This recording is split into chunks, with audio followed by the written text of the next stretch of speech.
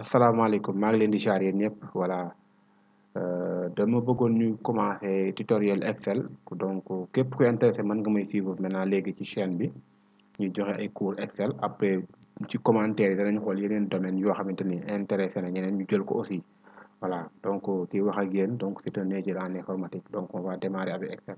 maintenant bu ngeen fàtte aussi abonné ci chaîne bi donc pour ngeen di recevoir yeneen vidéo bu ñu dugal ngeen jot ci voilà aussi dañuy préférer def cours bi en wolof ci wolof parce que ñëpp mën see jot donc mu gën a laal ci commerçant bi le mécanicien ki yor benn wala poulailler wala dara donc l'enseignant aussi mën cee jot l'étudiant tout le monde le professionnel ñëpp mën a accéder ci mën a jot ci contenu cours bi parce que Excel aussi du caaka il faut nga jàng benn niveau pour comprendre ko non non donc compétence la boo xamante ni donc laajul yenn niveau yi daal ñëpp mën nañ ci am donc pour démarrer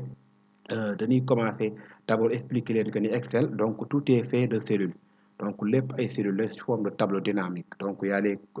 ici coordonnées donc A B C ici 1 2 3 donc chaque cellule est repérée mu cliquer ci fay donc muy gis le contenu ici barre formule lañ koy wax fii donc l'adresse donc ou bien coordonnées cellule bi moo nekk nii donc su ma cliquer ici voilà su ma cliquer ici voyez et dans chaque cellule on voit un point ici voyez point bii ngeen di gis nii mooy permettre su ma bëggee na copier dara par exemple si je tape ici lundi je me tape lundi par exemple et voilà maintenant pour copier le reste de la semaine donc données yoo xam ne dama ko war a def du lundi au mercredi wala du lundi au vendredi damay def nii rek compléter donc là donc cette fonction là c'est très important sur Excel moom mooy def beaucoup de choses hein voilà donc là effacer le contenu au lieu de faire supprimer donc c'est très dangereux donc bu leen def supprimer da ngay def effacer le contenu voilà mu dindi li fi nekkoon mais bu leen def supprimer maintenant su fekkee dama bëgg calculer nag maintenant ici par exemple la moyenne day def égal moyenne n'est-ce pas moyenne c'est quoi c'est plus donc d'abord avant moyenne bi la fonction somme donc damay def égal la plus la plus ba mu jeex ma def entrée n'est-ce pas mais ici soo xoolee lii plus bi maintenant bu fekkee da nga am texte boo données yoo xamante ne mat na ay 100 wala 200 éléments à additionner yoo xam da nga leen war a calculer loolu day metti te am na ay fonction donc fonction yi directement la ñuy expliquer il y a la fonction somme fonction moyenne qu'on va faire tout à l'heure fonction minimum qui cherche le maximum ainsi de suite donc c'est quelques fonctions qu'on va voir maintenant pour calculer la somme de ces des notes ici je mets là et je clique sur ici somme voyez là c'est somme là il me met égal somme de tout ça et je fais entrer et maintenant pour calculer la somme de français philo et je vais appliquer ici